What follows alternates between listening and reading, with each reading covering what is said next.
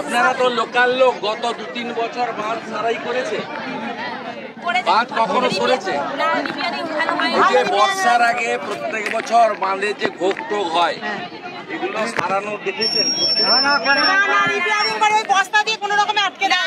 তালি মারা, এবারে ভাব হয়। তারপরে আপনারা বাড়ি থেকে শুনেছে ক্যাম্পে চলে গেছিলেন? না, আমরা বাড়ি থেকে মানে স্কুলে চলে গেছিলেন। আপনারা এখন অব্দি এই যে 5 দিন হয়ে গেছে তো, আপনারা এখন অব্দি কি কি সরকারি ত্রাণ পেয়েছেন? আমরা এখন কিছু পাইনি, আমাদেরকে বাঁধের গায়ে পাস করে আছি, আমাদের সেখানে জলে শুকনো খাওয়ার আমি সরকারি বলছি, বিমান ঘোষ এমএলএ বা বিজেপি বা আমরাও অনেক ত্রাণ পাঠিয়েছি, আমি সে কথা বলছি না, বা বিভিন্ন এনজিওরাও করছে। আমি বলছি আপনারা, আমরা তো সরকার তো কোনো পার্টির না, সবার।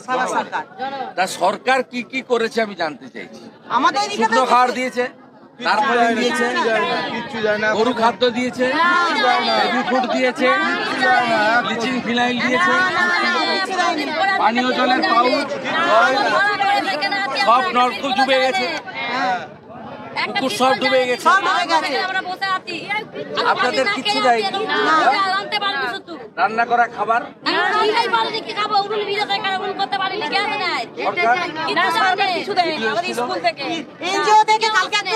খাবার গিয়েছিল হরিহরেতে, এনজিও থেকে খিচুড়ি করে একটু খিচুড়ি দিয়েছি। আমরা খুবই কষ্ট আছি, বাচ্চা ছেলে। পুলিশের পক্ষ থেকে কিছু যায়নি, বিডিও অফিস থেকে যায়নি, থানা থেকে কিছু যায়নি। তার মানে পশ্চিমবঙ্গে সরকার নাই, তাই তো? আমি আজকে পরশুরা আমি এলাম, আমি এর আগে বিমান ভাইয়ের কাছেও আমি পর্যাপ্ত মানে আমার যতটা সম্ভব তারপরে পাঠিয়েছি। বিমান নিজেও তার শুভানুধ্যায় নিজে ব্যক্তিগতভাবেও খাওয়ার দাওয়ার অনেক আপনাদের দিয়েছে। আমি মঞ্চে উঠে রাজনৈতিক বক্তৃতা করার জন্য আসিনি, আপনাদের কাছে আমরা প্রচুর রিলিফ আজকে নিয়ে এসেছি। তাতে খাওয়ারের প্যাকেট আছে, চাল ডাল তেলের প্যাকেট আছে, তারপলিন আছে। এরপরে আমি আবার আসব, আমি পূজার আগে আবার আসব। আমি আবার আগামী সপ্তাহে আবার খানাকুল পরশুরাতে আমি আসব, কারণ আমি ছবি তোলার লোক নই। ওইরকম কিছুটা শুকনো জায়গা থেকে জলে নেমে ছবি তুলে খিচ মেরি ফটো, সে কারবার আমরা করি না। আর সবচেয়ে মানুষকে প্রার্থনা করুন যে প্রত্যেক বছর চিড়াগুল পলিথিন বন্ধ হোক, বন্যা নিয়ন্ত্রণ হোক, এবং এটা করতে গেলে মুখ্যমন্ত্রীকে তাড়াতে হবে। রাজি কে কে আছেন?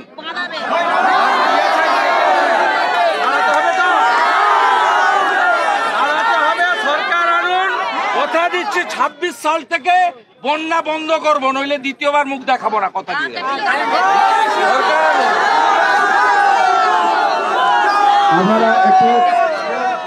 প্রত্যেকটা পরিবার যারা এফেক্টেড হয়েছে তাদের পাশে ভারতীয় জনতা পার্টি আছে, নরেন্দ্র মোদীজির সৈনিকরা আছে। একটাও বন্যা পীড়িত, সে যে দলেরই হোক, যে মতেরই হোক, যে ধর্মের হোক, যে বর্ণের হোক, যে সম্প্রদায়ের হোক, তার জন্য মমতা ব্যানার্জি করেনি, করবে না, আমরা করব। আর শুকনো জল নেমে যাওয়ার পরে বিডিও অফিসে এসে আমি তালা লাগাবো। মালগুলো, টাকাগুলো গেছে কোথায় জানতে চাই আমি। টাকাগুলো গেছে কোথায়? চোরেরা কিভাবে টাকা খেয়েছে,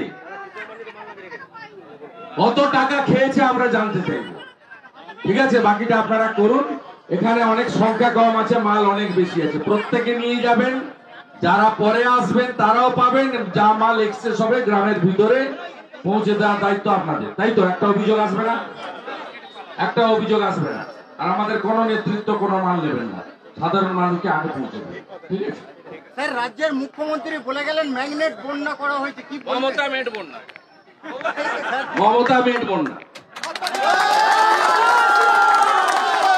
একটা মুখ্যমন্ত্রীর যখন বাঁধ জোড়ার কাজ করার কথা, একটা মুখ্যমন্ত্রী যখন এনডিআরএফ, আর্মি এবং বিপর্যয় মোকাবিলা বাহিনীকে পাঠিয়ে ডিঙ্গি বোট করে তোলার কথা, তিনি তখন ৫৯ থেকে ৫২ গাড়ির কনভয় নিয়ে তু খিচ মেরি ফটো।